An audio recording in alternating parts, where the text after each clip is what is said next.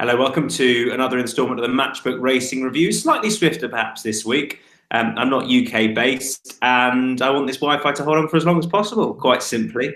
And Donn's probably got important things to be getting on with on this bank holiday Monday afternoon. But we can reflect, Donn, on what was a quite brilliant, well, 3 days, but in particular 2 days as part of the Irish Guineas at the new Curragh, which I think was very well received. And if we can start with a race I didn't see live yesterday, but you were there with the Irish 1000.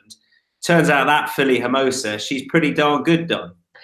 Turns out she is top, yeah. I was among the... No, I wasn't really a doubter as much as I'd love to see it again person. And boy, we saw it again. I think we saw better yesterday than we saw at Newmarket. She was similar to Newmarket in lots of ways. Like Wayne Lordan rode her at Newmarket. He bounced her out of the gate and she just kept finding and got home at Newmarket. Yesterday it was different. She didn't just get home. She zinged. Ryan Moore rode her yesterday. Obviously, she was drawn low. He got her into a lovely position early on the rail. She was challenged by Pretty Pollyanna about 2 furlongs out, and then Ryan Moore just gave her a squeeze. And when he did, she came clear. Like you could see her visually quickening, and she was very, very strong to the line. I thought at Newmarket she might be better when she steps up and trip, but over a mile at the Curragh yesterday. I know it's a stiffer mile at the Curragh than it is at Newmarket, but it's still only a mile. And even last year, you were thinking maybe she could be more an Oaks filly than a Guineas filly, but now she's won both Guineas. And yeah, I thought yesterday she was better than ever. She had plenty of racing at 2, but it looks like she stepped forward again. And a lot of the fillies who finished behind her at Newmarket were in the race again yesterday, plus a few others that were very interesting, including Pretty Pollyanna, who ran a hell of a race, I thought, for a filly who, there were still maybe doubts about her staying a mile, fully seeing out a mile going into yesterday's race, but she saw it out well. She just met a filly who was better than her, and no, she was brilliant yesterday, Hermosa. And Aidan O'Brien was saying afterwards that, funny, she's still in the Oaks. She's left in the Oaks. But no, I think that it's the Prix de Leon that they're talking about, over 10.5 furlongs, which you think she'd get okay as well.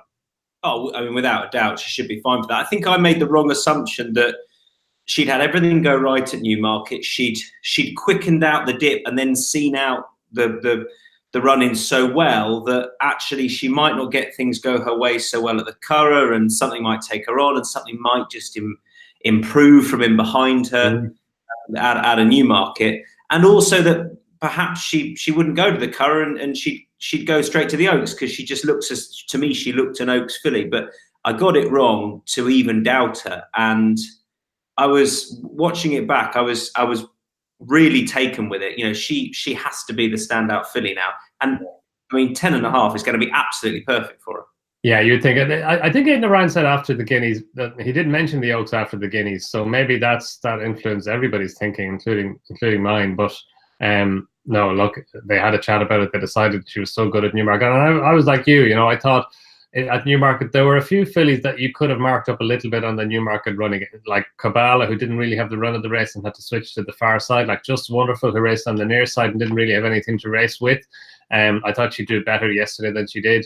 But no, Hermosa, she beat them at Newmarket. And you often find that, like a horse who wins and, maybe doesn't win as impressively as you would have thought they would, they go and the next time they win again. Because when a horse wins, we've been here a few times now, they have at least as much in hand usually as they've won by. So they probably had more to give if more had been asked or more had been required. And yesterday she wasn't pushed any harder, but just the way she went to the line, the willingness and the strength with which she went to the line, I thought she was very, very impressive. And I think the other thing that you touched upon there is almost the way she did it at Newmarket. It left me thinking I'd like to see her do it again. I think that's why sectional timing is so important, because it tells you whether or not she's nicked it, and she didn't at Newmarket, but it still leaves that feeling visually of, well, could she do it differently? And if something went with her, etc. And it made me feel perhaps everything went well on the day and it might not happen again. But yesterday, I think that just confirmed it. And she probably is more versatile than that. They just rode her like the best, strongest staying filly in the race, and she doesn't lack for speed either. And then maybe there was something in it, because Phoenix of Spain in the Irish 2000, Donn did it a very similar way. But my word, we talk about training performances a lot, and I am guilty of it on racing TV. When I'm flapping for things to say, I'll say, what a brilliant training performance, just because they won a big race and it falls out your mouth. But I think Jamie Spencer hit the nail on the head afterwards, where he said, often we talk about training performances, but this really was. And the guts to not go for the Newmarket Guineas, to wait until they had the horse spot on. I thought that really was good from Charlie Hills. And Jamie Spencer, versatile as ever from the front here. He rode him like the best horse, and he was very impressive.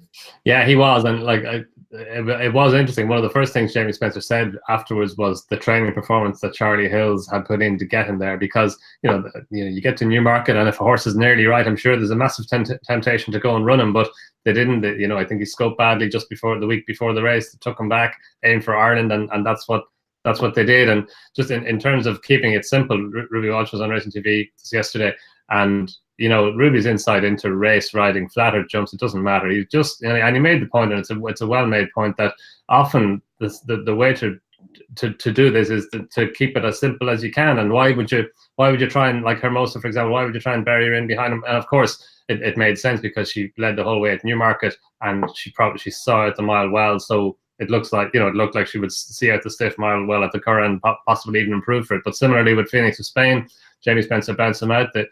Charlie Hills was saying afterwards that the plan wasn't necessarily to lead, but he was drawn one, and at the Curragh, the stalls are on the far rail and the inside rail, although the mile at the Curragh, it's more a kind of a kinked mile than a round mile. But they wanted to get a handy position, and the handy position was in front. And look, it's hard to lead the whole way in the Guineas, but both the Colt and the Filly, they both did it. And Phoenix of Spain, on his seasonal debut, to do what he did and to pick up again when Too Darn Hot came up on his outside. Watching it live, you expected that Too Darn Hot's pace would kick in and he'd just pick him up. But no, Phoenix of Spain was very, very strong as well in the finish. And Jamie Spencer, as you say, you're used to Jamie dropping them in 20th of 23 runners at Ascot and getting there and landing his head on the line. No, on Saturday it was the opposite, in front from Flagfall, and just went further clear.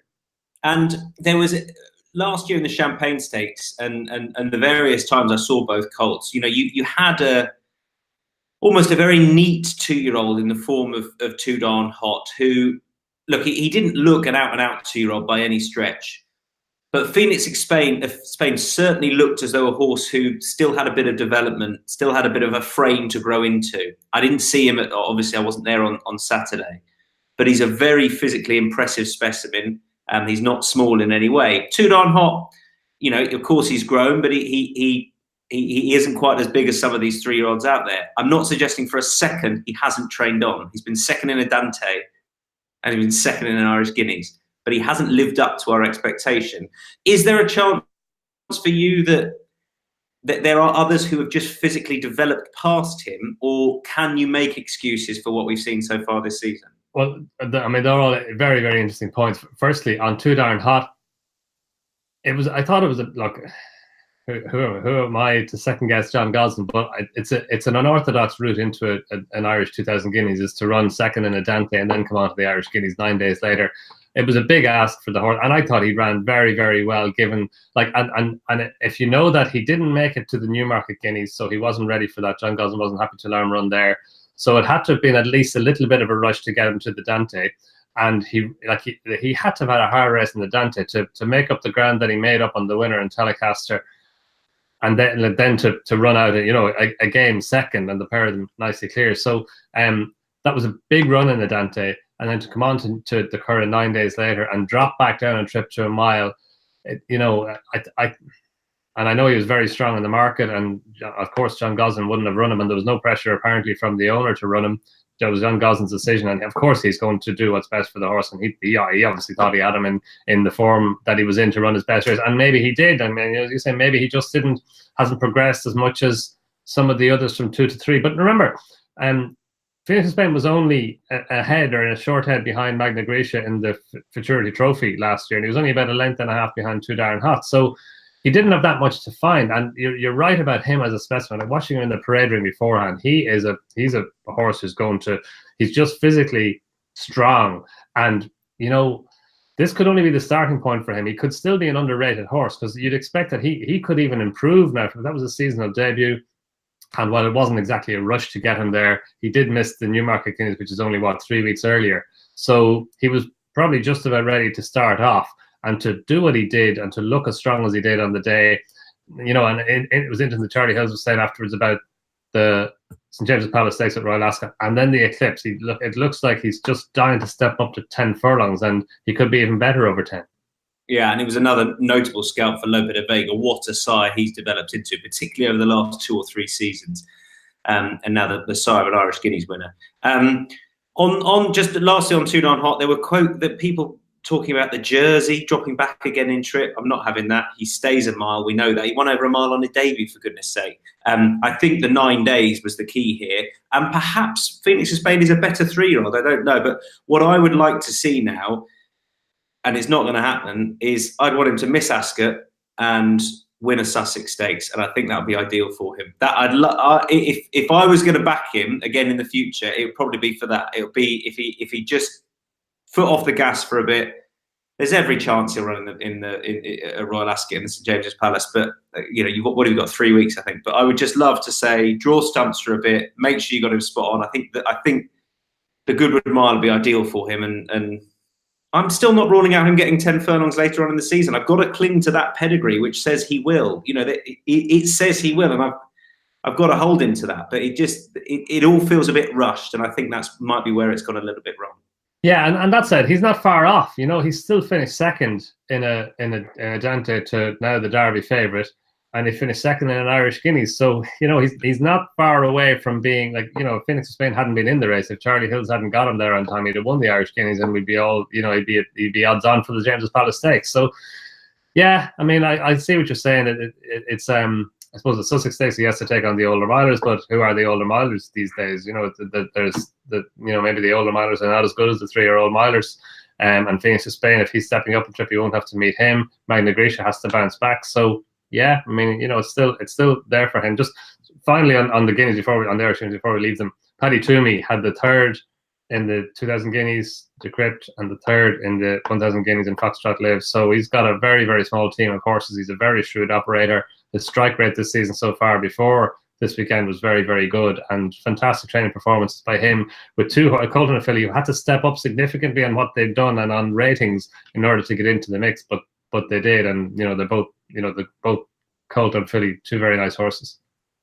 Yeah, absolutely. We're going to come to the well done to Paddy Toomey. His strike rate is filthy. It's unbelievable. Like you shouldn't be, and in quality races as well. Yeah.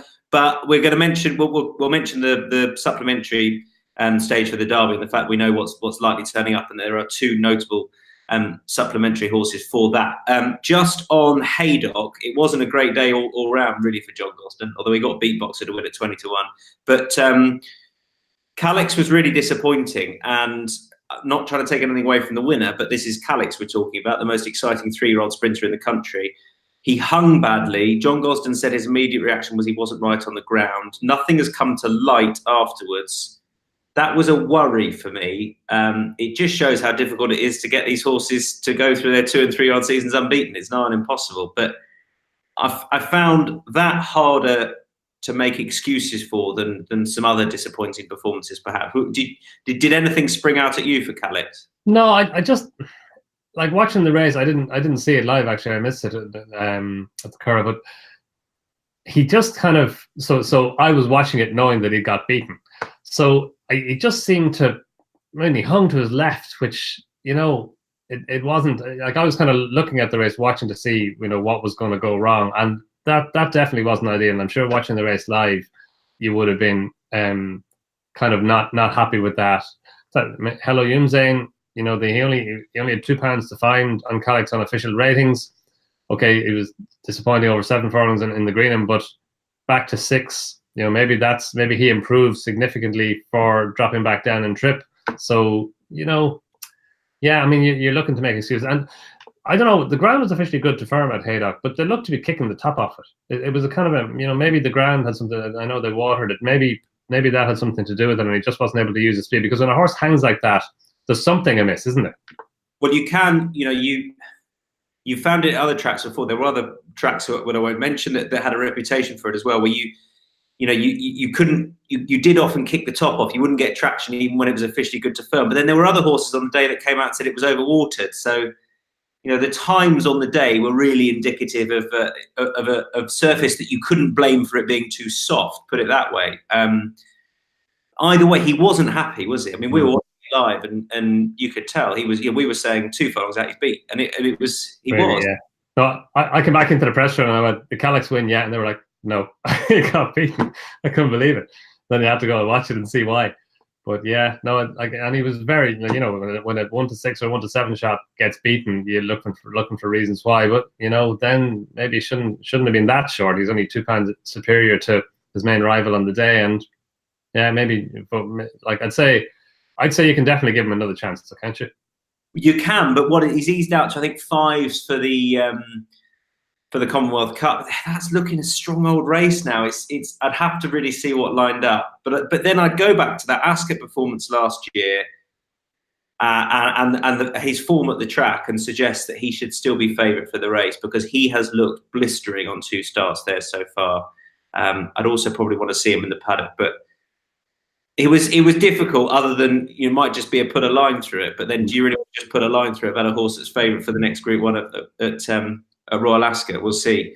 Elsewhere, Battaash was magnificent. And I think, Don, I don't know what you think about this, he is the best exchange punting horse that you could find. He's perfect because of how the season works out. So, and I was very positive, I'm not after timing, about him in this race, the Temple Stakes. He was 2.28 and he was my best bet on the day. And then that was in the podcast we did. But then he'll automatically go to Ascot, and he's favourite currently, and he should be favourite because of that performance. But he's a take-on job. He's a lay horse at Ascot for me because he's won off the back of this, and he's shorter than he should be. He'll then go to Goodwood, having got beaten at Ascot, and he's a back job.